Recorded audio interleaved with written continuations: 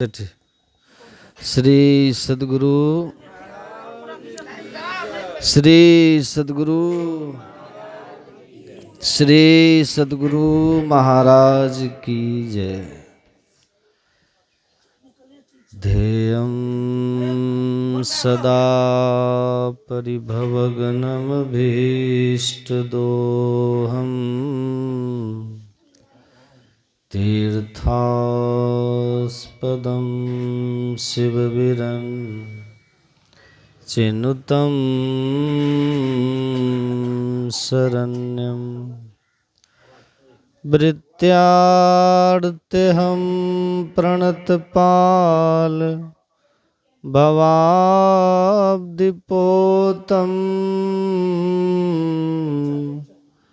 वन्दे महापुरुषते चरणारविन्दं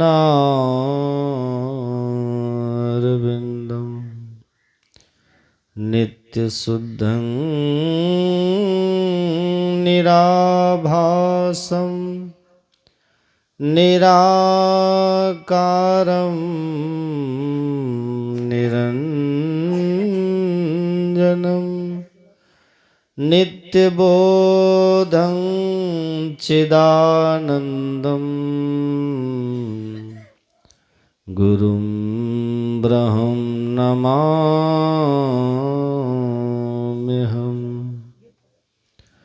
भक्ति भक्त भगवंत गुरु चतुरनाम वपु एक, इनके पद वंदन किए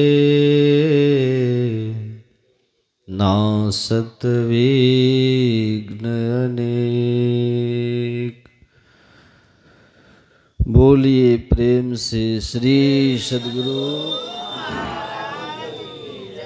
श्री सद्गुरु महाराज श्री सद्गुरु महाराज की।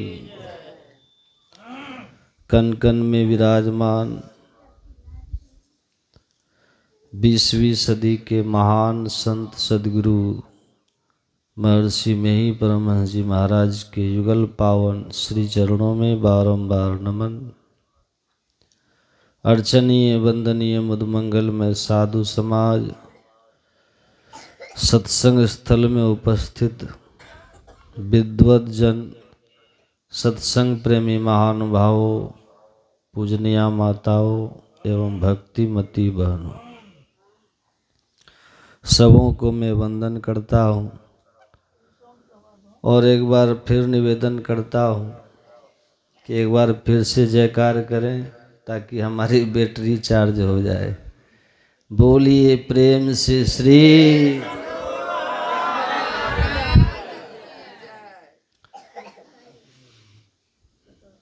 हम लोग अभी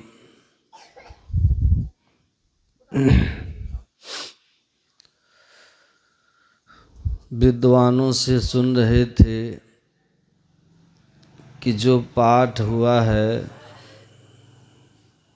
वह यम और नचिकेता का संवाद, और आपने सुना मैत्री उपनिषद से भी पाठ। दोनों का विषय है नचिकेता जमराज के यहाँ गया है और यमराज ने 3 वरदान मांगने को कहा है। पहले वरदान में उसने अपने पिता के लिए क्षमादान मांगा, दूसरे वरदान में उसने यज्ञ की महिमा की बात पूछी, तीसरे वरदान में उसने आत्मा के रहस्य को जानने का प्रश्न किया। और जब नचिकेता ने पूछा कि कुछ लोग कहते हैं कि आत्मा है, कुछ कहते हैं नहीं है,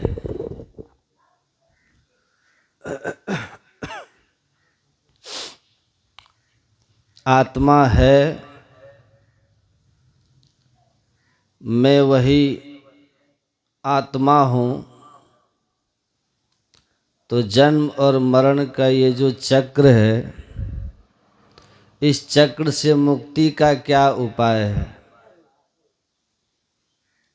हे यमराज, जब मनुष्य अपने शरीर का त्याग करता है, जीव जब मनुष्य शरीर का त्याग करता है, तो उसको आपके मेहमान बनने पड़ते हैं। आप उसको शुभ अशुभ कर्मों का फल देते हैं, स्वर्ग नरक के रूप में, और फिर उसका पुनः जन्म होता है कर्मानुसार विभिन्न योनियों में, और इस जीव को बहुत दुख होता है। तो आप मुझे वरदान के रूप में यही ज्ञान दीजिए कि आत्मा क्या है और किस तरह वह आपके चक्र से मुक्त होगा। मरने के बाद आपका मेहमान न बनना पड़े, जन्म मरण समाप्त हो जाए, ईश्वर का हमको ज्ञान हो, तो आप हमें आत्मा परमात्मा संबंधी मोक्ष संबंधी ज्ञान दें। नचिकेता ने जब ये प्रश्न किया तो यमराज ने कहा कि ये बहुत गूढ़ प्रश्न है, बहुत गंभीर है, यह समझना और समझाना बहुत कठिन है, इसलिए तुम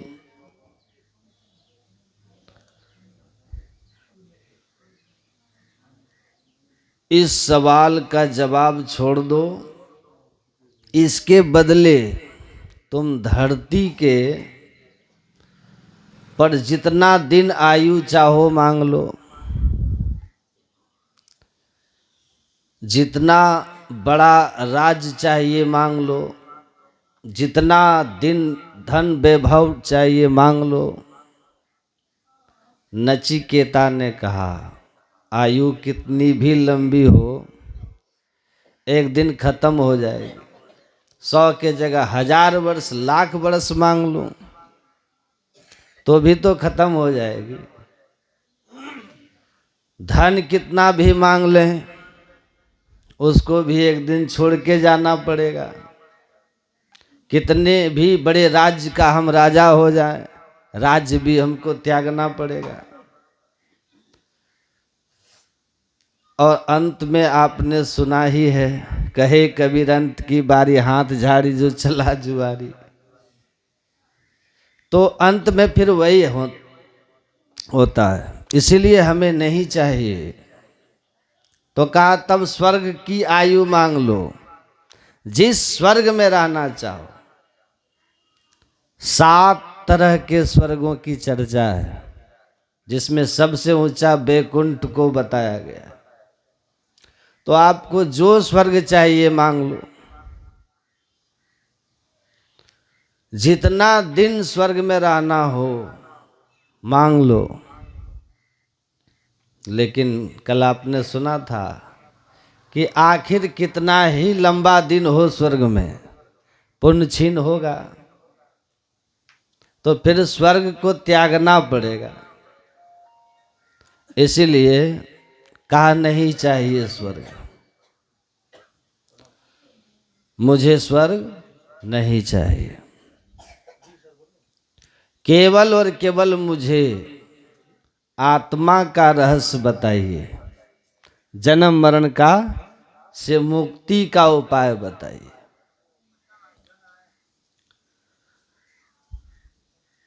हर तरह से जांचने परखने के बाद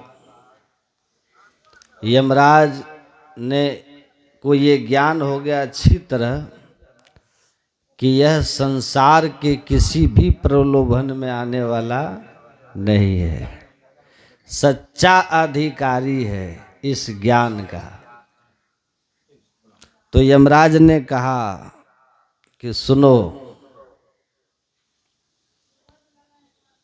संसार उत्पत्ति विनाशशील है, संसार उत्पन्न हुआ है और संसार का नाश होगा, लेकिन इस संसार को बनाने वाले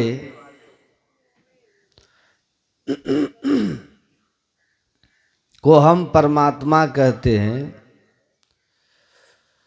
और जो परमात्मा है, संसार का जो निर्माता है, वह परमात्मा इस संसार में रहते हुए भी संसार के बनने बिगड़ने से उसको उस पर कोई असर नहीं होता।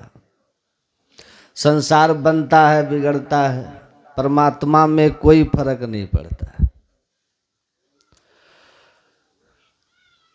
वह सर्वव्यापक है, वो सब में समाया हुआ। इधर मत है, मत है, इधर मत है। अनादि है, अनंत है, महत तत्व से ऊपर है, ध्रुव है, निश्चल है, जिसका कोई और छोर नहीं है। आप आकाश का कोई अंतर ही बता सकते हैं? बंद कर दीजिए माइक को, बंद कर। गुरु महाराज कहते हैं, प्रभु जी व्यापक जनु गगन रहा ही। आकाश में बादल आते हैं, वर्षा होती है, फिर बादल समाप्त हो जाते हैं। बादलों का आना और जाना, बनना बिगड़ना आकाश में होता है, लेकिन आकाश में उससे बिल्कुल निर्लिप्त है, आकाश पर कोई फर्क नहीं पड़ता है। वैसे ही संसार का बनना बिगड़ना परमात्मा में होता है। तो परमात्मा, उसी को आत्म तत्व कहते हैं। उसका न जन्म होता है, न मृत्यु होती है। ऐसे जन्म और मरण से रहित, परे, अनादि अनंत, ध्रुव निश्चल तत्व को जान लेने पर ही जीव मृत्यु के मुंह से छूटता है। कहा, तब महाराज हमें आप उसको जानने का उपाय बताइए। वह परमात्मा जो सब जगह है, सब में है। किस तरह? कहते हैं, मेहंदी में लाली, दूध घी में, अब फूल में बास समान, और सब में व्यापक, सबते न्यारा, सब घट एक ही राम। एको देव सर्वभूतेषु गूढ़, सर्वव्यापी सर्वभूतांतरात्मा, कर्माध्यक्षा सर्वभूतादिवासो, साक्षी चेतो केवलो निर्गुणश्च। वह एक ही सब में समाया हुआ। तो मेहंदी में लाली की तरह, मेहंदी जब पत्ते को आप देखते हो हरा होता है, लेकिन उस पत्ते के कनकन में लाली छिपी होती है। दूध के कनकन में घी छिपा होता है, पर घी नजर नहीं आता, लाली नजर नहीं आती। फूल नजर आता है, सुवास उसके अंदर की नजर नहीं आती।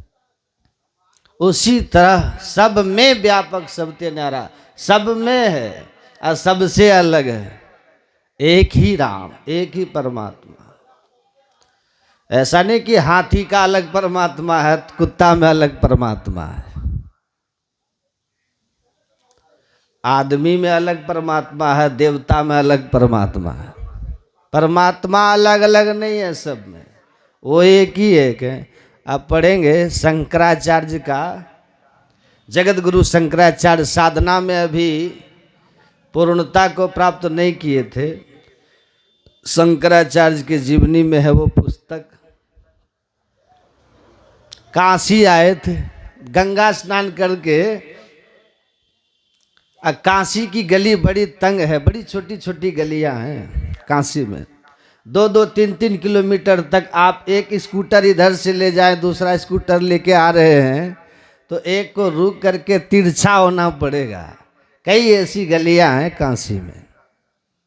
तो शंकराचार्य स्नान करके गंगा घाट से आ रहे थे, इधर से एक डोम 2-3 कुत्ता को रस्सी से बांध करके जा रहा था।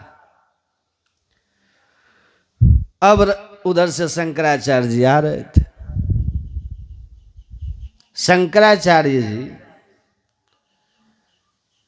कहते हैं,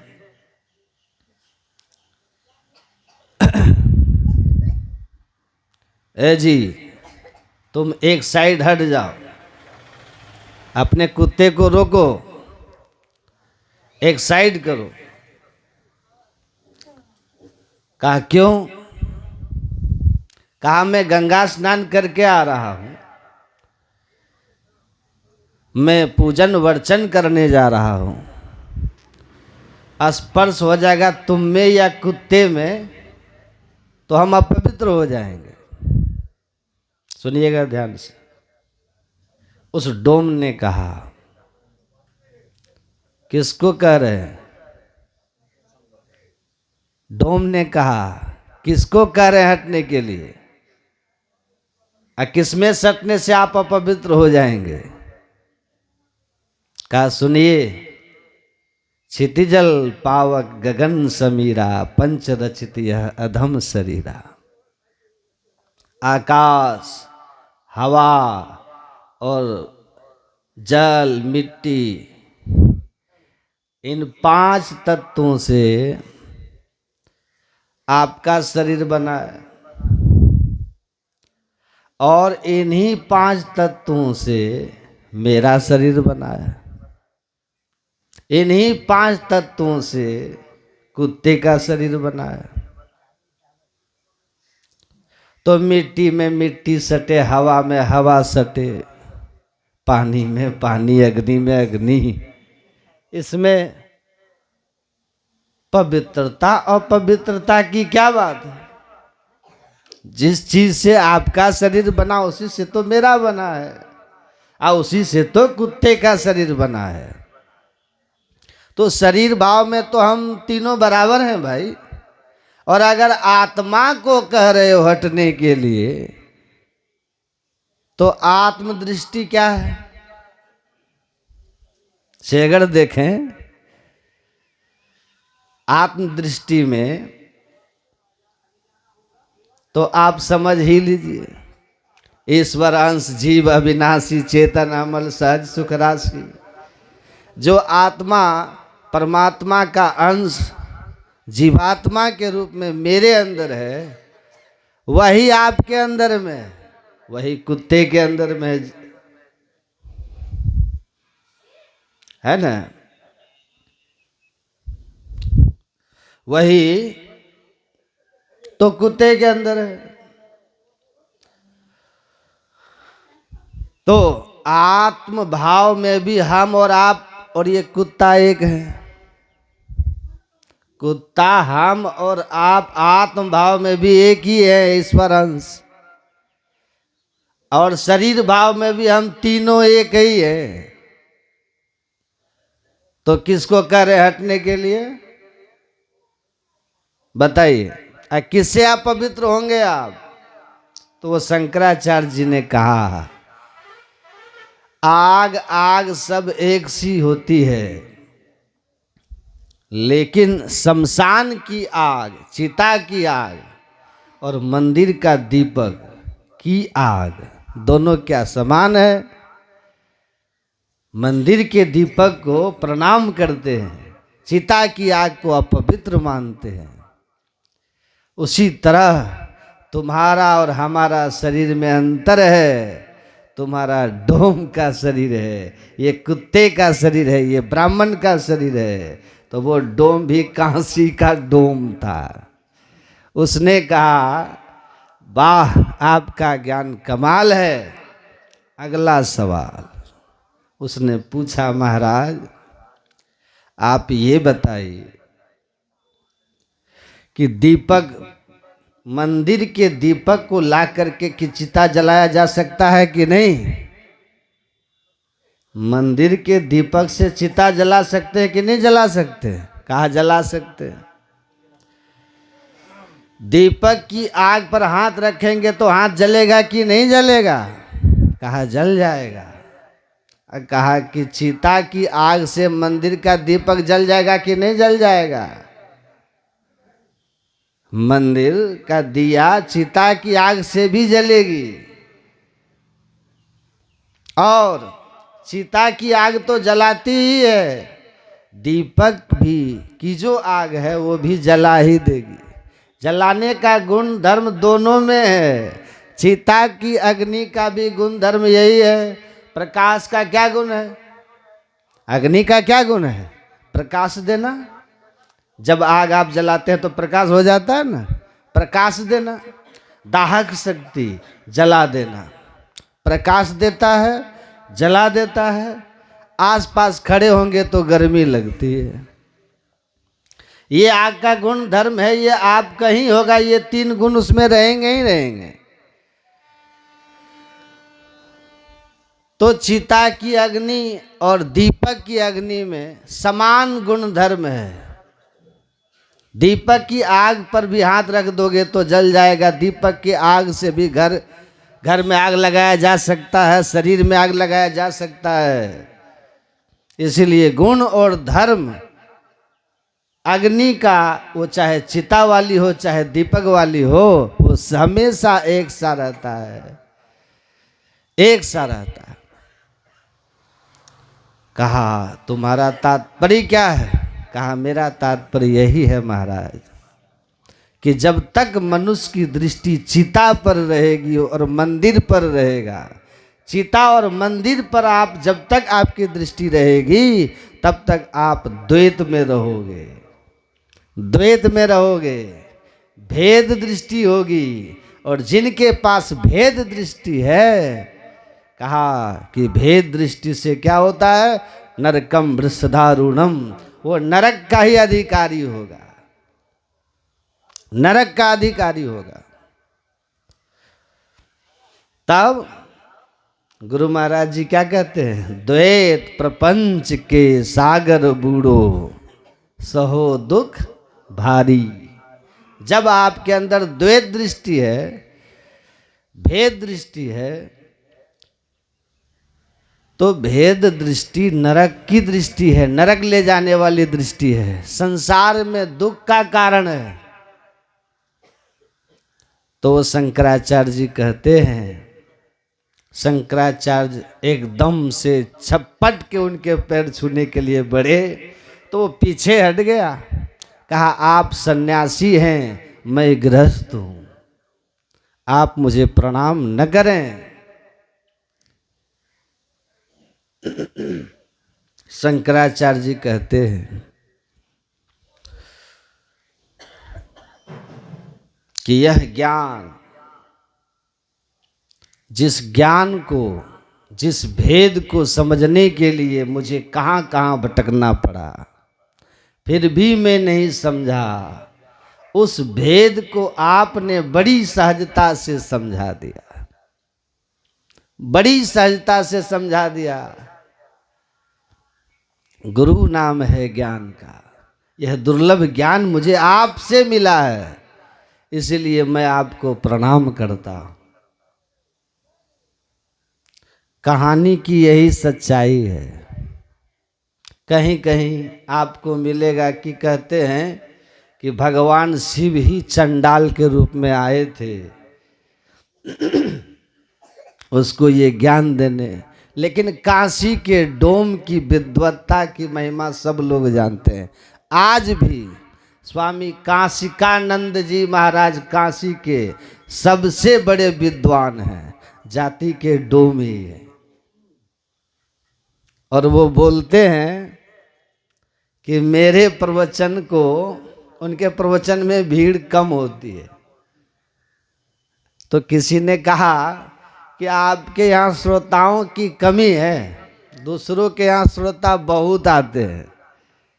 बोलते हैं ना, इधर भी एक नया मत चला है ना अभी, मुर्गा मांस खाओ भोला बाबा को जगाओ, दारू पियो जगाओ। हमको भी मिला, कहा कि इतनी पुरानी आपकी संस्था है, 114वां 15वां अखिल भारतीय हो रहा आप लोगों का, तब देखिए इस गांव में 200 सत्संगी है। हम अभी अभी आए हैं 5-7 साल में हमारा 400 सत्संगी है। बोलिए कौन बड़ा? हमने कहा एकदम आप सही कह रहे हैं, बहुत सही कह रहे हैं। हमने कहा अरंड समझते हैं? अरंड एक पौधा होता है, उसमें लगता है ना तेल उल निकलता है। हम बोले अरंड का जो लकड़ी है वो 1 कुंटल और चंदन 1 किलो, बताओ कौन विशेष? चंदन 1 किलो है, अरंड की लकड़ी 1 कुंटल है, बताओ कौन विशेष? किसकी कीमत अधिक है, किसकी महिमा अधिक है, बताओ? है चंदन लकड़ी। चंदन 1 किलो खरीदोगे तो 5 किलो अरंड भी नहीं 50 कुंटल हो जाएगा। कौन पूछता है उसको? उसको पूछता कौन है? हम बोले बताओ, भीड़ से जो है ना, भीड़ तंत्र जो है ना, वो चुनाव में भीड़ से फैसला होता है कि किधर भीड़ अधिक है। 51 मूर्ख भी एक तरफ हो जाएंगे ना तो 49 विद्वान के मत का कोई अर्थ नहीं होता है राजनीति में। लेकिन धर्म जो है वो बहुमत से नहीं चलता है। धर्म बहुमत से नहीं, धर्म तो ग्रंथ से चलता है, धर्म तो ज्ञान से चलता है। कौन से धर्म ग्रंथ से तुम्हारा भाई मत चला, बताओ तो? कौन से धर्म ग्रंथ से? तो चुप। तो बहुमत नहीं चाहिए, यहां बहुमत नहीं, यहां तो शास्त्र मत है। यहाँ न पक्षपात कछु राखो, वेद पुराण संत मत भाखो। तुम बताओ कौन से ग्रंथ में हो? हम तो वेद पुराण, अभी आपको हमने वेद का ही अंश है ये कठोपनिषद, कृष्ण यजुर्वेद का, कृष्ण यजुर्वेद का अंश है। आपको हमने अभी वेद से सुनाया, आप कौन से वेद से सुनाते हो भाई? हम रामायण से सामने पाठ करते हैं, आपके यहाँ कौन से ग्रंथ से होता है? तो एक परंपरा है, चल गया सस्ता सौदा है, सस्ता हे एकरा में कुछ लागे छे, खा पियो जे आत्मा मांगे छे सब ठीक छे, बस एक तो रुद्राक्ष ले ल आ हो गेले, नमः शिवाय, चेला हो गेले।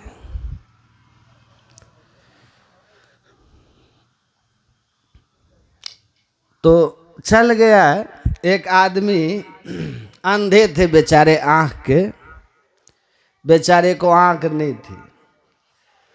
तो सब गांव में कहता था रे अनरा, रे सूरदास। तो बड़ा दुख होता था उसको कि अकेले हम अंधा है, सब अनरा अंधा, सूरदास कहता हमको। एक दिन वो बैठ गया चौराहे पर, अंधा तो था ही, कहता आहा मेरा जीवन सफल हो गया। कहा क्या हो गया? कहा आह आनंदे आनंद, आनंदे आनंद, जो इच्छे सोई फल पाए, आनंदे आनंद, आनंदे आनंद, जो चाहो सो मिले। क्या हो गया? कहा परमात्मा का साक्षात दर्शन हो रहा है, साक्षात दर्शन हो रहा है। कहा कि हमको भी कराओ दर्शन। एक आदमी गया, कहा बाबा हमको भी कराइए, हम भी भगवान का दर्शन। दौड़ के हम लोग जाते हैं ना, फलनवा मानी ले के नहीं, ओकरो बेटा रो नौकरी होले आ 100 पेंशन शुरू, तो हूँ मानी ले नहीं शिव गुरु, तोरो सब शुरू हो जाता। दौड़ के गया, हमको भी दिखा दीजिए, बस हो गया। कहा ईश्वर हमको दिख रहे हैं, जो चाहो सो मिलेगा, आनंद आनंद। कहा हमको भी महाराज जल्दी ईश्वर दर्शन कराइए, हमको भी बहुत कुछ मांगना है, पाना है, मिलाइए हमको भगवान से, हमको भी। कहा कि पागल कबीर साहब बोले हैं, सुने नहीं हो, जब उल्टा वेद बिरला कोई बूझे, अब पानी में आग लगे अंधे को सूझे। ये तो अंधा को सूझता है जी, अब अंधा कबीर साहब किसको कह रहे हैं? आंख बंद कीजिए, बंद कराए पलक पट को, कहे बाहर में तुम मत भटको। बाहर का पट बंद कर अंतर का पट खोल। बाहर का आंख बंद करके अंतर की आंख ध्यान युक्ति से खोलना है, न कि आंख फोड़ना है, अंधा हो जाना है। कहा अंधे को सूझे हमारी तरह अंधा बनो तब होगा। कहा कि अंधा तो हाँ, कहा भगवान हमको दिखने लग जाए, इससे बढ़िया क्या है? जो चाहेंगे वही बन जाएंगे, प्रधानमंत्री राष्ट्रपति, छोड़ो झंझट। आंख फोड़ लेता है, आंख में सुइया डाल के फोड़ दिया। उसके बाद फोड़ लिया, बड़ा कष्ट हुआ। उसके बाद कहता महाराज कहाँ भगवान दिख रहे हैं? कहीं कोई भगवान नहीं दिख रहा, हमरा तो जो दिखता था वो भी खत्म हो गया। कहा मूर्ख कहीं का, आंख फोड़ने से भगवान दिखते हैं? आंख फोड़ने से भगवान दिखते हैं? तो कहा आप हमरा आंख फोड़वा दिए। कहा कि हमको सब अकेले अंधा कहता था, इसलिए तुमरा भी फोड़वा दिए। अब हमको अकेले कोई नहीं न कहेगा। कहा कि तब हम अंधा हो गए, अब हम क्या करें? कहा अब तुम भी चेला मुड़ो, दूसरे का आंख फोड़ो। तुम दूसरे का फोड़ो, हम तो मुड़े तुमसे, अब तुम दूसरे को मुड़ो। चेला बनते गुरु बनने का अधिकार हो जाता वहाँ। तो परमात्मा का जो ज्ञान है शास्त्र से चलता है धर्म। कोई भी चीज है शास्त्र में है ना, है कि नहीं? अब मान लीजिए मैं सत्यनारायण पूजा घर में कोई कराता है, तो सत्यनारायण व्रत की कथा भविष्य पुराण में लिखा हुआ है। छठ व्रत ही आप करते हैं तो छठ व्रत का भी महाभारत में प्रसंग आया है। चलो उसके फायदे ईश्वर नहीं मिलते, लेकिन पुण्य होने की बात शास्त्र में है। पुण्य मिलता है, पुण्य से आदमी को कुछ समय स्वर्ग भी मिलता है। लेकिन पुण्य छीन होगा तो फिर, कल सुन लिए कि पुण्य छीन होगा फिर पतन हो जाएगा, फिर 84 जाए वाली बात है। पर पुण्य तो है ना, पाप तो नहीं है। मुक्ति भले नहीं होती तो नरक भी तो नहीं है। लेकिन वो जो आप लोग करते हैं ये कौन से ग्रंथ से है भाई? ये कौन से ग्रंथ में है? तो बिना ग्रंथ के जो ज्ञान है परमात्मा का, अभी वेद का पाठ हुआ, नचिकेता यमराज का संवाद। का संसार नहीं चाहिए, कुछ भी नहीं चाहिए, आप हमें मुक्ति का मार्ग बताइए, परमात्मा के संबंध में हमें बताइए। उन्होंने कहा कि परमात्मा जो शरीर में है, शरीर अलग अलग है, लेकिन शरीर के अंदर जो है वो अविनाशी तत्व एक ही है। अशरीरम शरीरेश्वर नवस्ते वस्वस्थितम महानतम विभुमात्मानम मत्वा धीरो न सोचती। जो नाशवान शरीर संसार में रहते हुए अविनाशी है, नित्य है, सर्वव्यापक अनंत है, ऐसे परम तत्व को, परमात्मा को, आत्म तत्व को जान लेने पर मनुष्य जन्म मरण के चक्र से छूट जाता है, सारे दुख से मुक्त हो जाता है। जब उसने इस तरह से कहा यमराज ने, शरीर नहीं शरीर में रहने वाला, शंकराचार्य को कहा ना कि शरीर भी सबका एक, आत्मा भी सबकी एक, लेकिन शरीर का उत्पत्ति होता है और शरीर का नाश हो जाता है। आत्मा का न जन्म होता है न आत्मा की मृत्यु होती है, वो तो अजर अमर अविनाशी है। वसांस जीर्णानि यथा विहाय नवानि गृह्णाति नरोपराणि तथा शरीरानि विहाय जीर्णानि न्यानि संयाति नवानि देहि। का जैसे इस वस्त्र को आपने पहना, फिर इसको खोल देंगे, पुराना होगा, फट जाएगा, फिर दूसरा वस्त्र पहन लेंगे, उसी तरह शरीर वस्त्र की तरह है। शरीर वस्त्र की तरह है, आत्मा शरीर को बदलती है लेकिन मरती नहीं है। तो आपको याद है अब तक कितने वस्त्र पहने हैं, कौन कौन से रंग के, नहीं बता सकते, बचपन से आज तक। तो जब से सृष्टि है तब से आप आत्मा के रूप में, हम लोग इस संसार में जीव रूप में है। तो हमें कैसे याद रहेगा कि हम कितने शरीर को बनाए और छोड़ दिए। तो कहते हैं इसको जान लो, तुम शरीर नहीं हो, शरीर ही हो। और शरीर नाश होगा, तुम्हारा नाश नहीं होगा। तुम जो हो उसको पहचान लो। अपनी पहचान जब कर लोगे तो अपनी पहचान होते ही परमात्मा जो सब जगह है उसकी पहचान हो जाएगी, और उसकी पहचान होते ही तुम्हारी मुक्ति हो जाएगी, तुम परम कल्याण को प्राप्त हो जाओगे। तो कहा कि महाराज उसको पहचानने का उपाय क्या है, ये भी बता दीजिए। उसको पहचानने का उपाय क्या है, ये भी बता दीजिए।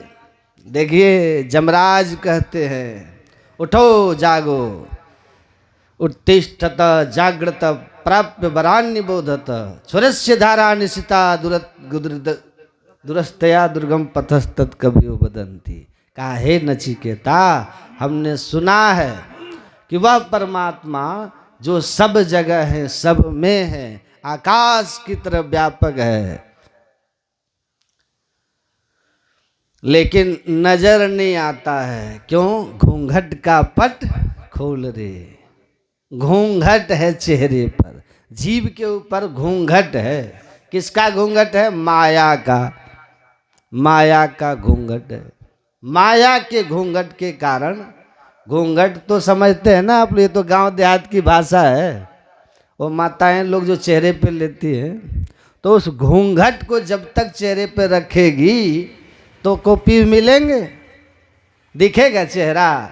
पति देव सामने भी हो तब भी नहीं दिखेंगे जब तक कि घूंघट नहीं हटाओगी। पलटू साहब भी के बुरका डारे टारी खुदा बाखुद दिख रहा। वो जो मुस्लिम महिलाएं लोग चेहरे पे काला रख लेती हैं, उसको भी नहीं नजर आता जब पूरा चेहरे को ढकती है, काला वाला पट्टा गिराती है। कहते हैं उस बुरके को हटाओ और तब देखिए आपको दिखेगा। तो आँख, जो जिस आँख से परमात्मा नजर आते हैं, इस आँख से तो हवा नजर नहीं आती। हवा देख पाएगी इस आँख से? तो परमात्मा जो हवा से भी सूक्ष्म है, वो कैसे नजर आएंगे? तो परमात्मा को कैसे देखोगे? परमात्मा को देखने वाली आँख ये नहीं, परमात्मा जिस नजर से नजर आते हैं उसको आत्मदृष्टि कहते हैं। आत्मदृष्टि। तो आत्मदृष्टि से परमात्मा का दर्शन होता है। वो आत्मदृष्टि अभी हमारी माया के पर्दे के कारण बंधा हुआ है, या कहिए आप स्वयं अपने ऊपर पर्दा जो रखे हैं, इसलिए आप न अपने को पहचानते हैं न परमात्मा को। इस शरीर में वस्त्र तो सब हम देख पा रहे हैं, अपना वस्त्र के कारण। वस्त्र हटाएंगे तो अपने शरीर को देखेंगे। वैसे ही आत्मा के ऊपर आवरण है, उसको आप नहीं देख रहे। और एक शरीर रहता ना तो मर जाते तो आत्मदर्शन हो जाता, मुक्ति हो जाती। लेकिन एक शरीर नहीं ना है। ये जैसे कपड़ा के नीचे हम गंजी पहने हुए हैं ना, गर्मी में एक स्वेटर, ठंडी में पहनते, फिर देखिएगा कि हाफ स्वेटर, फिर कुर्ता, फिर गंजी, तब जाके देह है। वैसे ही चेतन आत्मा के ऊपर जड़ का 4 शरीर है। मरते समय जो आराम से, ये जो साधारण मृत्यु हम लोगों की होती है, तो एक कपड़ा खोल करके हम उतार दिए, बाकी 3 जड़ का आवरण के साथ चेतन निकल जाता है। इसीलिए 3 जड़ावरण रहने के कारण फिर पुनर्जन्म हो जाता है। आम की गुठली को आप अगर आम खा लिए, गुठली जमीन में फेंकिए तो गाछ आ जाएगा। वैसे ही गाछ आ जाता है, फिर नया शरीर आ जाता है। संत लोग कहते हैं कि सबको हटाओ, सबको हटा दो। अगर सुनिए, बोलिए श्री।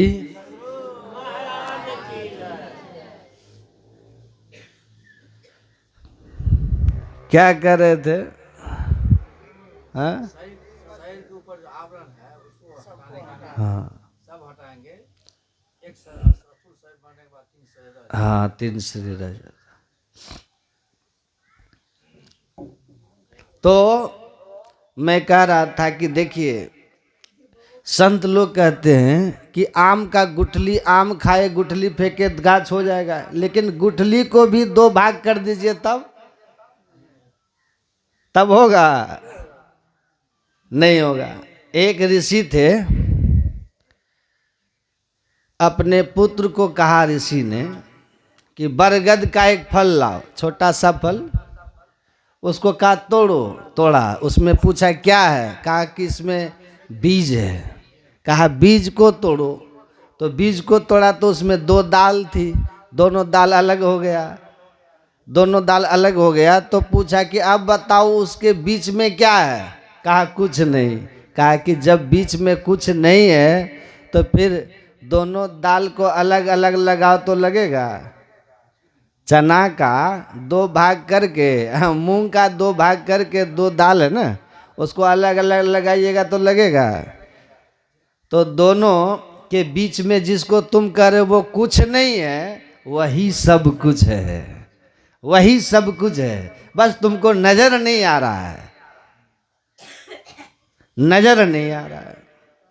अनाज है, गेहूं है, मक्का है, खेत में डालते हैं, उसके अंदर पौधा आता है, उसको थोड़ा गर्म कर देते हैं, भूंज देते हैं, फिर डालेंगे खेत में तो कीड़े पड़ जाएंगे, फसल नहीं होगा। तो वो जो गर्म करने के बाद उसमें जो खत्म हो गया वही चेतन है, वो समाप्त, वो निकल गया उससे। अब उसमें कोई उपाय नहीं है पौधा होने का। इस शरीर से अंतर साधन करके जब निकलते हैं तो एक ही शरीर से नहीं निकलते हैं। जीव के ऊपर जितने भी स्थूल सूक्ष्म कारण महाकारण के चारों शरीर हैं भीतर भीतर, वो आपको नजर नहीं आते, वो सूक्ष्म शरीर इस दृष्टि से नजर ही नहीं आती। अंतर साधन करके जिस महापुरुष को अंतर दृष्टि, दिव्य दृष्टि हो जाती है, वो देखने लगता है कि सूक्ष्म शरीर निकल के जा रहा है, उसको नजर आता है। हमारे साथ एक महात्मा जी जा रहे थे, हमको बोले कि यहाँ प्रेत रहता है। हम बोले कि धप, एक तो रात का समय, ऊपर से प्रेत उरेत क्या बोलते हैं, कोनो अच्छा बात बोलिए। बांस के झाड़ के पास रुके थे लघु शंका करने के लिए, तो कहते यहाँ हो, यहाँ काहे रोक दिए, यहाँ प्रेत रहता है। तो हम बोले हाँ प्रेत रहता है, बेमतलब वाला बात मत बोलिए, भूत है प्रेत। तो हमको बोलता हाँ बाबा प्रेत रहता है यहाँ। तो बोला ना, तो हम बोले कि किधर है प्रेत बताइए तो बोलता है इस बांस में नहीं, इस बांस में है। अब वो जैसे बोला ना कि इस बांस में है, इस बांस में, पूरा बांस हिला के वो प्रेत बता दिया कि हाँ हम हैं, पूरा बांस हिला दिया प्रेत। तो हम बोले कि देखिए उसको कुछ था ना, कुछ विद्या उनके पास हमसे विशेष थी, जिससे उन्होंने कहा कि इसमें नहीं इसमें है। अब वो पूरा एकदम से बांस हिलाया कि हाँ हम हैं जी। हम बोले कि बदमाश आदमी होगा, पहले मर करके भूत बना है इसीलिए निडर है, प्रेतों में निडर है। तो हम बोले कि अच्छा चलिए चलिए तब यहाँ से, कौन ठिकाना है इसका, कूद जाए देह पर, ये बदमाश भूत है। एक भूत पकड़ा था एक आदमी को, समझे, वो ओझा आया हनुमान चालीसा पढ़ने संत नगर है ना कुपाघाट के बगल में, आ करके कहा जब हनुमान चालीसा पढ़िए भूत भाग जाएगा।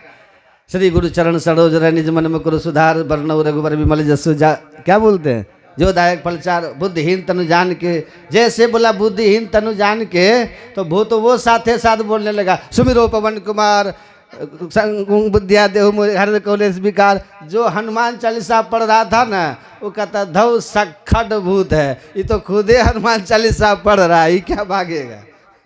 ये क्या भागेगा हनुमान चालीसा से, ये खुदे हनुमान चालीसा पढ़ रहा है, सखड भूत है। तो भूत भी हनुमान चालीसा पढ़ने लगता है। तो वही बात है, सबके पास वो विद्या नहीं है ना, वो उनको थी, उनको नजर थी, परखते थे, परख लिया, कहा यहाँ मत रोकिए, ये प्रेत स्थल है। तो उसी तरह से जिनको ऐसी विद्या है, एक सूक्ष्म दृष्टि आ जाती है ध्यान करके, उसको कहते एक बिंदुता की प्राप्ति। वही बात अभी समझा रहे नचिकेता कि को जमराज, कि वो जो परमात्मा जो जाने वाला रास्ता है ना, जिससे सब शरीर सारे घूंघट सारे आवरण से आत्मा मुक्त हो जाती है और अपने को पहचान लेती है कि मैं चेतन आत्मा हूँ। अब फिर परमात्मा को भी अपने से ही पहचान लेती है कि वो परमात्मा है। चेतन आत्मा जब अकेली हो जाती है, जड़ के सब शरीरों से मुक्त होकर के योग साधना के द्वारा, तो फिर अपनी पहचान करती है। अब फिर अपने से पूरे कण कण में व्यापक परमात्मा को देखने लगती है। तब उसके सामने कोई पर्दा नहीं रहता। जो भगवान अभी छिपे हुए हैं ना, वो उसके लिए प्रत्यक्ष हो जाते हैं। मेहंदी की लाली उनके सामने, दूध का घी उनके सामने प्रकट हो गया, क्योंकि उसने दूध को मथ दिया है। अब मथ करके उसने मक्खन निकाल लिया, मक्खन को गर्म करके घी निकाल लिया, तो अब दूध का घी अलग हो गया कि नहीं हो गया? प्रत्यक्ष हो गया ना। उसी तरह महापुरुष कहते हैं साधन करके होगा, लेकिन वो रास्ता, जिस रास्ते में घुस के आप इस माया के आवरणों को हटाइएगा, घूंघट के पट को हटाइएगा, तन में पिल पांचों तन पारा, जा पाओ प्रभु सार, पांचों शरीरों को पार कीजिएगा, वो रास्ता बड़ा सूक्ष्म है। कितना सूक्ष्म है? कहा छुरस्य धारा निशिता, छुरे की धार की तरह एकदम तीक्ष्ण और सूक्ष्म रास्ता है। गुरु नानक ने कहा खन्नी हु तीखी बाल हुनी की, छुरे से भी तेज, की नोक से तेज, और बाल की भी नोक से ज्यादा सूक्ष्म है। गुरु महाराज कहते हैं बाल नोक से में ही दर में ही हो पत पावे। ये बाल का जो नोक है ना, उससे भी ज्यादा में ही महीन सूक्ष्म वो रास्ता है जो आपके अंदर में ईश्वर के द्वारा बनाया हुआ है, जिस राह पे चल के परमात्मा तक पहुंचा जाता है, माया के आवरण से मुक्त हो जाता है। लेकिन जमराज ने कहा नचिकेता हमने ये सुना है, पर ये रास्ता है कहाँ, उसमें प्रवेश कैसे किया जाता है, ये हम खुद ही नहीं जानते। ये जानना चाहते हो तो किसी संत सदगुरु के शरण में जाओ। वे इस राह पे चल करके पहुंच गए। बिन दया संतन की में ही जानना इस राह को, हुआ नहीं होता नहीं वह होनारा है नहीं।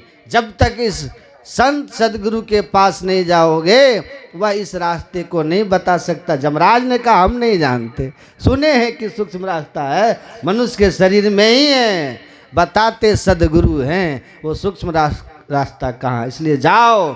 अगर तुम समझते हो कि आँख कान नाक जीभ त्वचा ये इंद्रियों के द्वारा तुम परमात्मा को परख लोगे, तो ऐसा नहीं हो सकता है, क्योंकि इंद्रियां बहिर्मुख हैं। आँख से जो देखते हो वो रूप है, वो नाशवान जगत है।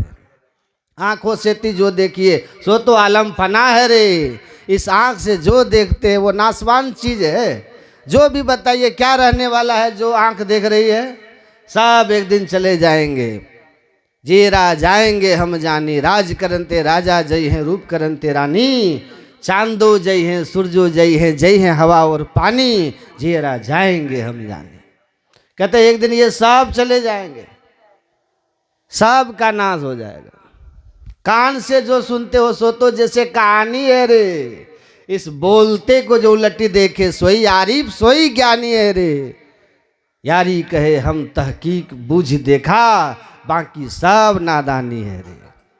कहते हैं बाहर जो भी देख रहे हो, सुन रहे हो, छू रहे हो, सब माया है, सब माया में दर्शन परसन। ये सब माया है, सब बदलने वाले हैं, नाश होने वाले हैं। इस बोलते को जो लट्टी देखे, बोल कौन रहा है? बोलता ब्रह्म है राम प्यारा। बोलने वाला परमात्मा का अंश है, राम का प्यारा है। ये परमात्मा का अंश जीवात्मा जो है, उस चेतन आत्मा की जब तक पहचान नहीं करोगे, संत महापुरुष धर्म ग्रंथ कहते हैं, तब तक अपने आप की पहचान नहीं हो सकती। इसलिए आत्मानं विद्धि, अपनी पहचान करो, अपने को माया से मुक्त कर लो, परमात्मा में मिल जाओगे, परमात्मा को पालोगे, जीवन धन धन हो जाएगा। रास्ता सूक्ष्म है, गुरु बताते। इसीलिए कबीर साहब कहते हैं, बिना सदगुरु नर रहत भुलाना, खोजत फिरत बाट नहीं जाना। बिना सदगुरु के भुलाए रहते, कहीं से कहीं लोग भटकते रहते, यहाँ वहाँ जहाँ तहाँ, लेकिन कोई ध्यावे द्वारिका, कोई जगन्नाथ, साधु संग हरि भजन बिना कछु नावे हाथ, कुछ नहीं मिलता।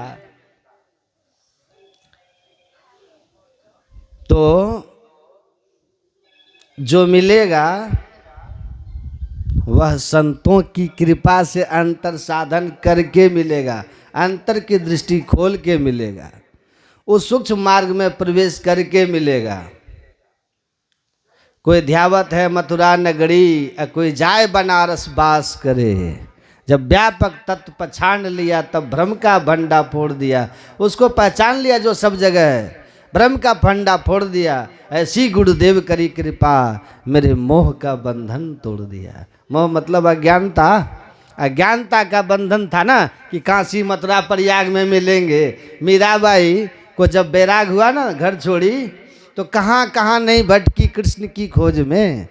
लेकिन जब संत रविदास जी काशी में मिले और उसको यही ध्यान बताया, श्वेत सुखमना मीरा सोए, सुषुम्ना ध्यान, बिंदु ध्यान, दृष्टि योग, शिव नेत्र का ध्यान।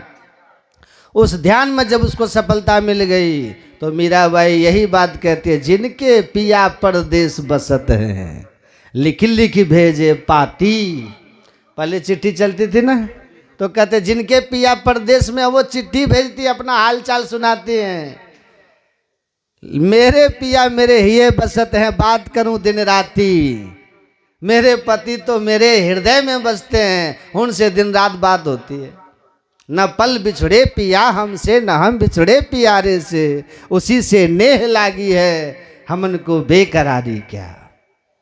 वो अब हमसे एक पल भी छुड़ते ही नहीं, क्योंकि हमने उनको अपने में प्रीतम पावे, तपन यह जिए की बुझावे।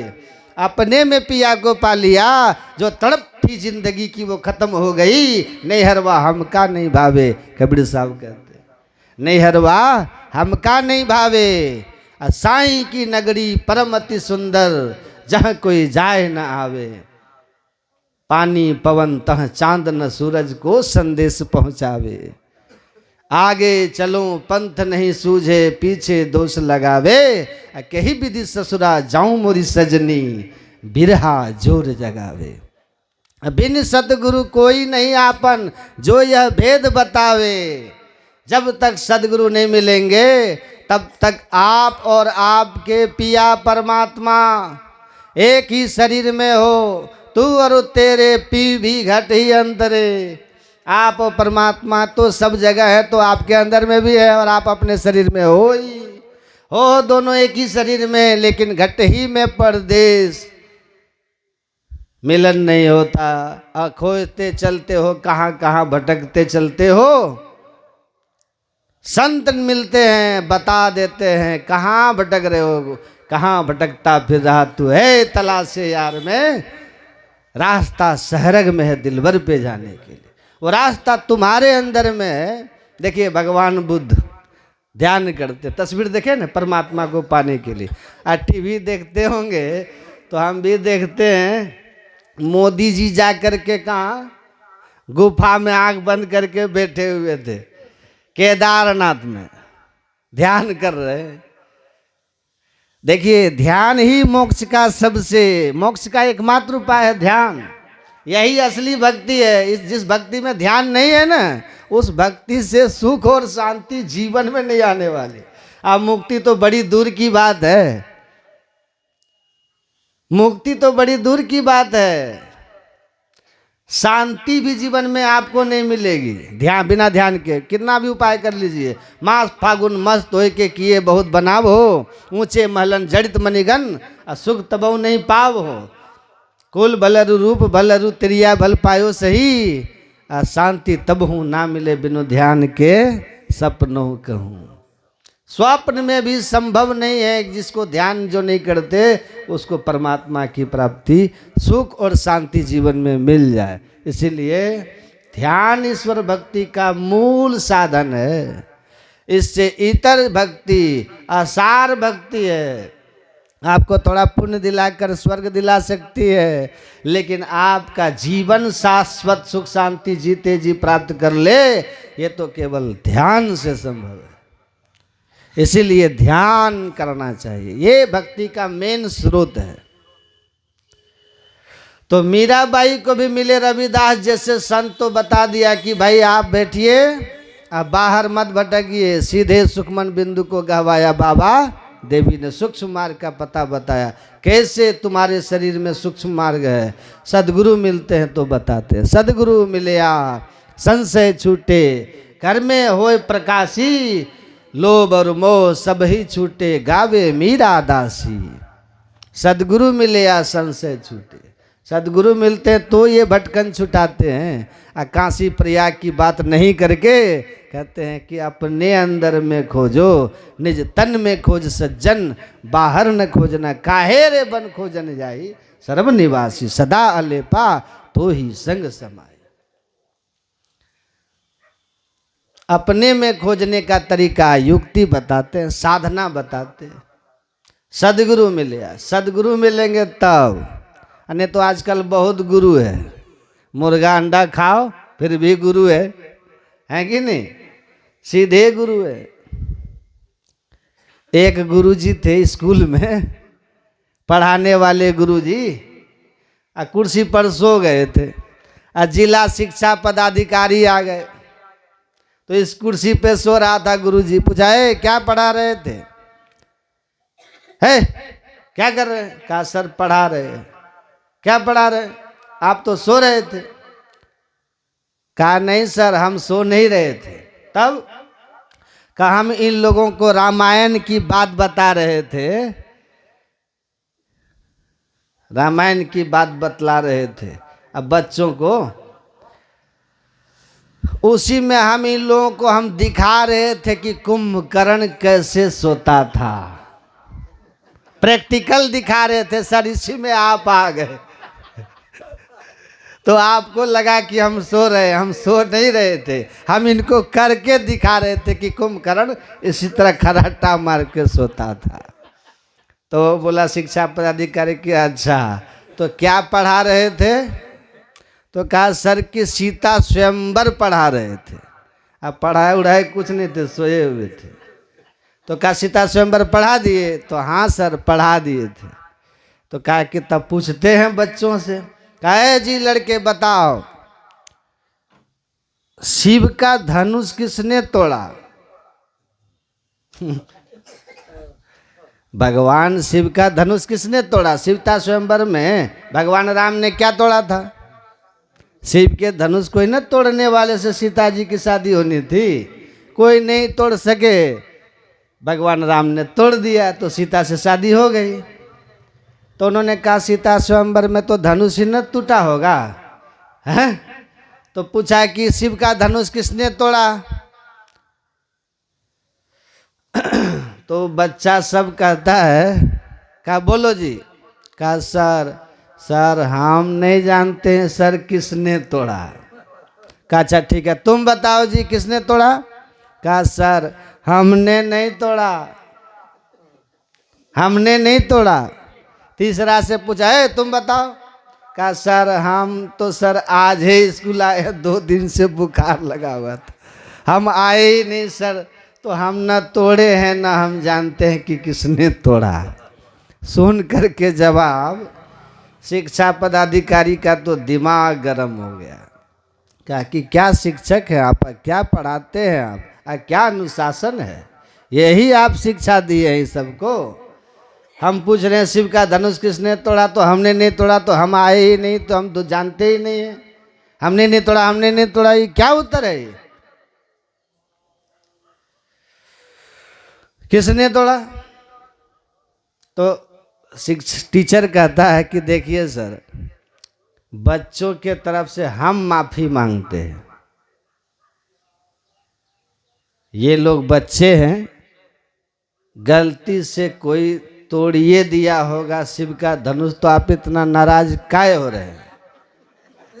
गलती से कोई शिव का धनुष तोड़ ही दिया होगा तो आप इतना नाराज काहे हो रहे हैं? आप जो वो था ना, इतने गुस्सा हुए कि अरे तो मास्टरों नहीं जानता है, अब पढ़ा था सीता स्वयंवर, कहता बच्चा गलती से तोड़ दिया होगा। गया हेड मास्टर के पास, कहा सर इस स्कूल को हम बंद करवा देंगे। क्या हो गया सर? अरे आपका टीचर सो रहा कुर्सी पर, पूछने पर कहता सीता स्वयंवर पढ़ा रहे, बच्चों से पूछे कि शिव का धनुष किसने तोड़ा, तो हमने नहीं तोड़ा, हमने नहीं तोड़ा। और बच्चे कहे तो कहे, हम मान गए, लेकिन टीचर से कहे कि यही सिखाए बच्चों को, बताइए शिव का धनुष किसने तोड़ा, कहता हमने नहीं तोड़ा, हमने नहीं तोड़ा। तो आपका शिक्षक कहता है कि सर नाराज मत होइए, बच्चे हैं, गलती से तोड़ दिए होंगे, इनके तरफ से हम माफी मांगते हैं। बताइए, ऐसा बोलना चाहिए कि बच्चे हैं, गलती से तोड़ दिए होंगे? यही जवाब है टीचर का। हेडमास्टर कहता सर वो तो बच्चों की बात छोड़िए, टीचर को ऐसा नहीं बोलना चाहिए, उनको समझना चाहिए वस्तु स्थिति को। आप नाराज नहीं हो सर, हम हैं ना, हम हैं ना सर, एक धनुषे का न बात है, मध्याह्न भोजन से कुछ पैसा बचता है ना, बनवा करके आपको पहुंचवा देंगे, समझे? उसके बाद वो शिक्षा पदाधिकारी भागा उस स्कूल से निकल के, जब तक रहे घूम के नहीं गए। कौन जाएगा? तो गुरु नाम है ज्ञान का। गुरु मतलब आजकल यही गुरु है, लोग जो है ना वो यही गुरु है, खाओ पियो और जगाओ। असली गुरु कौन है? कबीर साहब कहते हैं इस तन में मन कहाँ बसत है, निकल जाए कई ठोर, गुरु गम हो तो परख ले, नातर कर गुरु और। अगर वो गुरु जो ये बता सके इस शरीर में जीव कहाँ रहता है, तब वो गुरु करो, और नहीं तो गुरु को छोड़ो, नातर कर गुरु और कोई और गुरु धारण कर लो, और नहीं तो कल्याण नहीं होने वाला है। अनहर गुरु बता चेला मांगे, केला दिए ढेला, दोनों नरक में ठेलम ठेला। तो गुरु गुरु होना चाहिए, यही भेद बता दे। गुरु महाराज जी हमारे यही भेद बताते हैं कि सूक्ष्म मार्ग कहाँ है। नैनन माही नेत्रस्थम जागृतम विद्या, दोनों आंखों के ठीक मध्य में शिव नेत्र सुषुम्ना सहरग सूक्ष्म मार्ग है। उसी सहरग सुषुम्ना सूक्ष्म मार्ग में जीव जागृत अवस्था में रहता है। अभी आप इस शरीर में कहाँ है? कपार पर की पीठ पर, शरीर रूपी घर में जीव जागृत अवस्था में दोनों आँखों के बीच सुषुम्ना में रहता है, शिव नेत्र में रहता है। और वहाँ से उसकी चेतन धारा आँख कान नाक जीव में जुड़ जाती है।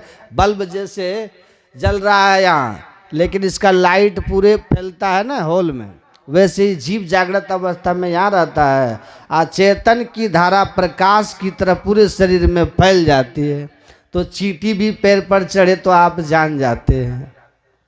जब आप सोते हैं तो चेतन की धार सिमट जाती है, सिमट करके जीव उतर जाता है कंठ में।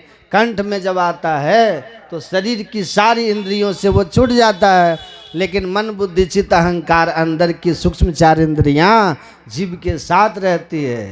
तो मन के साथ रहने के कारण कंठ में जाकर स्वप्नावस्था में वह रहता है, स्वप्न देखता है। और जब गहरी नींद में जाता है, जब स्वप्न भी नहीं रहता, हृदयस्थम सुसुप्तम, तो हृदय में जब जाता है तब उस समय मन बुद्धि अहंकार ये तीनों भी छूट जाते हैं। केवल साथ में रहता है चित्त इंद्रिय। चित्त इंद्रिय का काम है चित्तित करना, सुसुप्ति ही कंपन करना। चित्त इंद्रिय के कारण कंपन होता है जीव में, जिससे शरीर में श्वास की गति, धड़कन सब चलता है, आप जीवित रहते हैं। फिर जगते हैं, कंठ में आते हैं, स्वप्न देखते हैं, और फिर दोनों आंखों के बीच में यहाँ पहुँच जाते हैं, जग जाते हैं, चेतनधार संपूर्ण शरीर में चली जाती है, पूरे शरीर का ज्ञान, संसार का ज्ञान होने लग जाता है।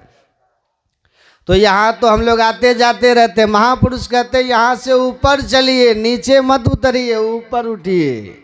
सूक्ष्म मार्ग में जाने के लिए ऊपर उठिए। वो ऊपर उठने के लिए पहले वे चेतनधार का सिमटाव कीजिए। गुरु महाराज कहते हैं मन तुम बसो तीसरो ने नामा तन से चल दीजिए रे।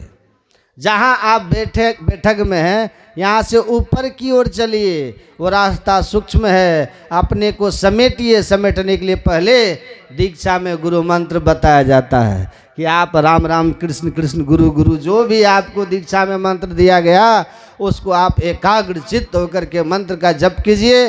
मंत्र जप करने से आपका मन शुद्ध होगा, मनोवृत्ति सिमटेगी, बहुत तरह के ख्याल हट जाएंगे, केवल गुरु का मंत्र ही रह जाएगा। जब गुरु मंत्र से मनोवृत्ति सिमटेगी, आपके चित्त में शुद्धि होगी। और गुरु मंत्र के सतत जप करने से, गुरु महाराज कहे ये कल्प वृक्ष है, कल्प विटप है, इसको जपने वाला जो इच्छे सोई फल पावे, जो इच्छा करता है उसको प्राप्त हो जाता है, सारे शुभ इच्छाओं की पूर्ति होती है। कहा उसको काल नहीं छेड़ता है। इसीलिए गुरु मंत्र का जप करते रहिए। उसके बाद फिर मंत्र जप करना छोड़ के कहते हैं इष्ट रूप का ध्यान कीजिए। भगवान कृष्ण ने भी कहा मंत्र जप करने के बाद हे उद्धव पहले मेरे सर्वांग का ध्यान करो। इंद्रियार्थेभ्य मनसा कृष्ण तन मनः बुद्धिया सार्थिन धीर प्रणयन मयि सर्वतः। पहले सर्वांग का ध्यान कीजिए, और तब सर्वांग से भी अपने मन को समेटने के लिए केवल मुखार बिंद का ध्यान कीजिए। केवल जिस इष्ट को आप मानते हैं, जिस भगवान को आप दीक्षा के समय ध्यान के लिए आपको बताया गया, मंत्र जपने के बाद पहले उनके पूरे शरीर का, फिर उसके बाद केवल सर्वांग मुखार बिंद का ध्यान कीजिए। मुखार बिंद जब आपके अंदर में कुछ काल स्थिर हो जाए तो मुखार बिंद को भी प्रणाम करके मन ही मन छोड़ दीजिए, और तब उस सूक्ष्म मार्ग प्रवेश करने के लिए सुषुम्ना का ध्यान, बिंदु का ध्यान, प्रकाश का ध्यान कीजिए। शिव नेत्र खोलने का ध्यान कीजिए। जो शिव नेत्र अभी बंद है उसको खोलने के लिए दृष्टि योग है। तो क्या करते हैं, कैसे खोलते हैं? शरीर में जो बिंदुनाद महालिंगम शिव शक्ति निकेतनम देहम शिवालयम प्रोक्तम, शरीर में जो शिव शक्ति है उस शिव शक्ति के दर्शन करने के लिए, उसको पाने के लिए इस शिव नेत्र को खोलना पड़ता है। उसके लिए शिव नेत्र खोलने की युक्ति है, वो युक्ति दृष्टि योग कहलाती है। दीक्षा में बताया जाता है कि किस तरह बाईं दाईं दृष्टि धारों को आपस में मिला दीजिए। ये दृष्टि से चेतन की धारा निकलती है, वो जहाँ तक जाती है वहाँ तक का दृश्य देखती है। लेकिन जब दोनों दृष्टि को जोड़ देंगे तो बल्ब का नेगेटिव पॉजिटिव तार जोड़ते हैं ना बैटरी का, तो बल्ब जलता है। वैसे ही बाईं दाईं दृष्टि की धारों को जोड़ने की कला से, गुरु की युक्ति से जोड़ देंगे ना, जैसे दोनों धारें आगे जा कर के मिलेंगी, अंधकार में प्रकाश हो जाएगा, ज्योतिर्मय बिंदु आपको प्रत्यक्ष हो जाएगा। अब वो जैसे ही बिंदु का दर्शन हुआ, समझिए बाट खुली, तब जानिए अंतर भया उजास, अंदर का सूक्ष्म मार्ग खुल गया। आप पिंड से ब्रह्मांड में, अंधकार से प्रकाश में चले गए। दिव्य दृष्टि हो गई आपको। दिव्य चक्षुषो अचरज पे के याजक सुख तुच्छ कर लेके, संसार का सुख उस अंदर के सुख के सामने तुच्छ है। आप उस दिव्य दृष्टि से अब स्वर्ग नरक सब देख पाइएगा, सूक्ष्म लोक देखिएगा, देवी देवता सब को देखिएगा। ऐसी दृष्टि आपको हो जाएगी। बैठे बैठे एक बिंदुता दूरबीन हो, दूरबीन वाला आंख में दूरबीन लगाइएगा, यही बैठे हैं कहाँ कहाँ का दृश्य देखते हैं। वैसे एक बिंदुता आती है, दिव्य दृष्टि खुलती है, यहीं बैठे ब्रह्मलोक में क्या हो रहा है, शिवलोक में क्या हो रहा है, धरती के नीचे क्या है, पहाड़ के नीचे क्या है, धरती पर कहीं कुछ हो रहा है, स्वर्ग नरक सब कुछ आपको उस दिव्य दृष्टि के प्रकाश में प्रत्यक्ष हो जाएगा। और तब उस सूक्ष्म मार्ग में प्रवेश करने के बाद परमात्मा की धुन सुनाई देने लगती है, आवाज़ सुनाई देती है, ईश्वरीय आवाज़। घट घट में होता आप ही। उसको सुनने की युक्ति सीख करके कौन सा शब्द सुनना है उसको पकड़ते हैं। उस शब्द में चुंबक का गुण है। जैसे चुंबक लोहे को अपनी ओर खींचता है, वैसे ईश्वर की ओर से आ रही पुकार जीव को अपनी ओर खींचता है। खींचते खींचते माया के सब मंडल, सब शरीर, जीते जी स्थूल सूक्ष्म कारण महाकारण चारों जड़ शरीर को पार होकर के अपनी पहचान होती है कि मैं ऐसा हूँ, ये हूँ मैं आत्मा। जो बोलता है ब्रह्म राम प्यारा, इस शरीर के अंदर बोलने वाला मैं कैसा हूँ, अपने को पहचान लीजिएगा। अब फिर तब परमात्मा को पहचानिएगा। और फिर नदी समुद्र में मिल करके जैसे नदी सागर हो जाती है, वैसे जीव फिर अपने मूल घर परमात्मा में जा कर के मिल करके एक मेक हो जाता है। हम प्रभु प्रभु हम एक ही, वही द्वंद्व और द्वैत रहे नहीं। इस तरह बैठ के कीजिए, ये बहुत आसान काम है। जिनके खान पान शुद्ध है, खान पान को पवित्र रखिए, क्योंकि शरीर हमारा बहुत सात्विक है, मंदिर है। मंदिर की तरह इस शरीर को पवित्र बनाइए और जुक्ति ले करके नियमित अभ्यास कीजिए, तो संसार भी गुरु की कृपा से, ईश्वर की कृपा से आपका संसार का भी काम सब सहज बनते चला जाएगा। अब आपके अंदर में शांति भी विराजेगी और धीरे धीरे आप साधना में अग्रसर बढ़ के मोक्ष पा लीजिएगा। सबसे बड़ा फल इस ध्यान साधना का यही है कि कभी कबीर साहब कहते हैं, भगवान कृष्ण भी कहते हैं, कबीर साहब कहते हैं भक्ति बीज बिन से नहीं। भगवान कृष्ण ने कहा नेहा विक्रम ना स्वस्ति प्रत्यवायुर न विद्यते। इस ध्यान योग का एक फल ये भी है कि आप इसका नियमित अभ्यास करेंगे। भजन भले जन्म में परमात्मा तक नहीं पहुंच सके तो आप शरीर त्यागेंगे ना, तो कहाँ जाएंगे? कहा स्वर्ग जाएंगे, बहुत विशाल स्वर्ग सुख भोगेंगे। अब फिर आपका जन्म जब होगा किसी पवित्र श्रीमताम गेहे या योगी नाम कुलेन च, या किसी महान योगी के घर में आपका जन्म होगा, और वहाँ से फिर गुरु महाराज आप संस्कार आपको भक्ति में जोड़ देंगे, जहाँ से बढ़ते बढ़ते आप मोक्ष को प्राप्त कर लेंगे। मतलब मनुष्य शरीर से और नरक का मुंह ये नहीं देखने देगा। अगर आप ध्यान नहीं किए, बहुत तरह के और पुण्य किए, तो पुण्य से स्वर्ग तो होगा, लेकिन पुण्य चिन्ह होगा तो मनुष्य शरीर नहीं मिलेगा। देखते हाथी बन जाओ, बहुत सोना दान किए हाथी बन जाइए राजा घर के। हाथी के देह पे कितना सोना रहता है राजा घर में। घोड़ों को भी कितनी सुविधा रहती है, देखते हैं ना।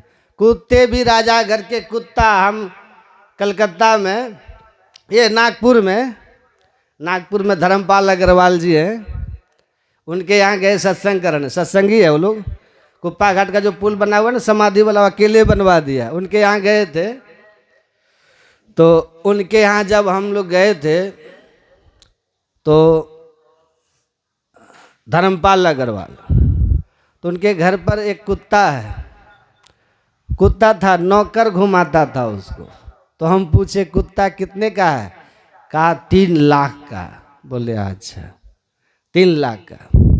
कार में उसको घुमाता है, सुबह टहलाता है, गार्डन में ले जा करके गर्म पानी से नहलाना, सरफ से नहलाना, खाने के लिए बहुत अच्छा।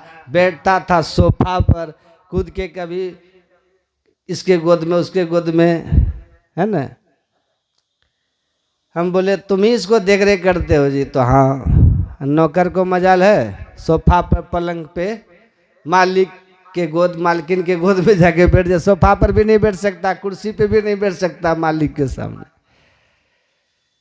कुत्ता को गोद में बैठाता है। तो हमने कहा कितना वेतन मिलता है सब करने का? बोला 7,000 रुपये। अब तो बढ़ गया, 10,000 हो गया होगा। कहा 10,000। आते हैं सुबह इसको नहला धुला देते हैं, घुमा फिरा देते हैं, फिर हम दिन में अपना काम उम करते हैं, शाम में फिर आकर के इसको 1 घंटा टहलाते हैं। हम बोले अच्छा, तो 10,000। हाँ। हम बोले देखो कुत्ता जो है सोफा पर बैठता है, पलंग पर बैठता है, तुमसे बढ़िया खाता है, मालिक मालकिन के गोद में चढ़ जाता है, कार में घूमता है, कभी हवाई जहाज में चढ़ा होगा, और तुमको मिलता है सब भाग? कहा कि नहीं, हमको तो हम तो गरीब हैं। हम बोले कुत्ता बनिएगा?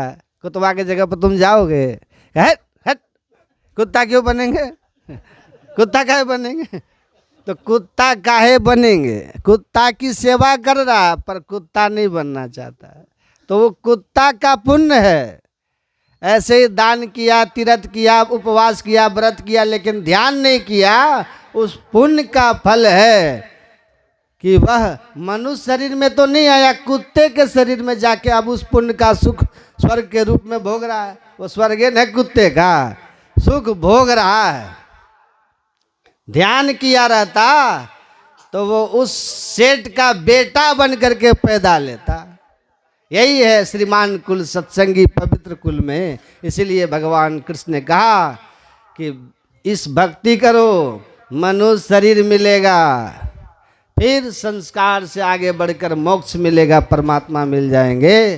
तो ये सूक्ष्म मार्ग जो है दीक्षा में बताया जाता है कि किस तरह मंत्र जप और इष्ट रूप के ध्यान के बाद दो नैना बीच सन्मुख देख वाम दोक्षे निरुंधन्ति प्रविशन्ति सुषुम्नायाम ब्रह्मरंध्रम प्रविशन्ति तास्ते अंते परमाम गतिम। इस तरह सुषुम्ना में प्रवेश करके बाएं दाएं दृष्टिधारों को मिलाते हैं। ये बहुत सहज है, सीख लीजिएगा तो कोई भी काम आसान, नहीं जानिएगा तो सब भारी।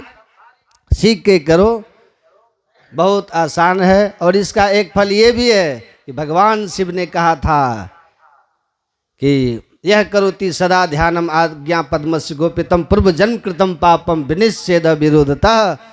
जो इस तरह से शिव नेत्र का ध्यान करता है उसके पूर्व में किए हुए पाप का नाश हो जाता है।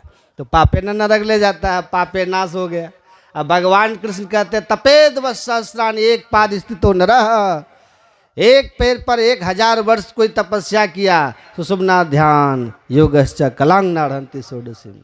लेकिन कोई सुषुम्ना के ध्यान में एक क्षण भी उसने सफल हो गया, उसमें मुहूर्तमपि योगच्छेन्ना सागरे मनसा सह सर्वम तरति पापा नाम तस् जन्म शतार्जितम।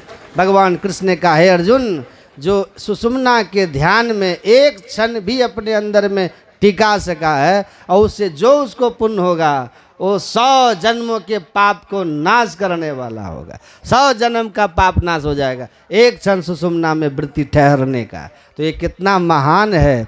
इसीलिए गुरु से दीक्षा लेकर खान पान पवित्र करके साधन भजन कीजिए, इसी में जीवन की सार्थकता है। और नहीं तो संत कहते हैं हमारा काम है मेरा कहना। पुजदल बहादुर बाबा कहते थे ना, मेरा काम है कहना, हम कह दिए।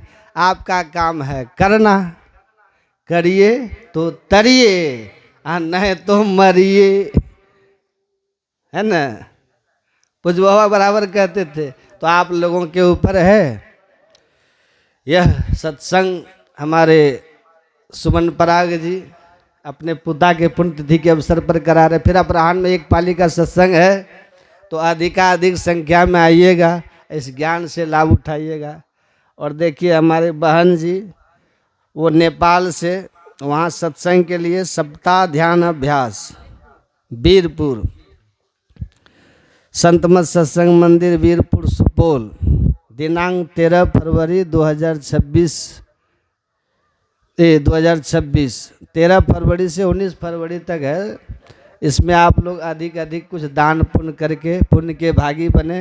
ये आए हैं रसीद लेके, इनको कुछ आप लोग जितना यथाशक्ति तथा भक्ति कीजिए ताकि इनको भी लगे। हमको बोल रहे थे बाबा देखिए ना बहुत लोग रसीद लिया ले लेके जाते हैं, हमको कुछ नहीं हुआ अभी तक।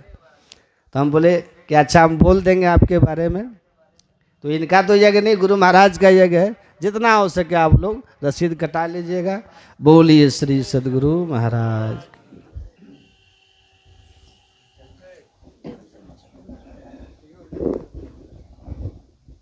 मत की रति गति भूते भलाए, जब जे जतन जा जो पाए।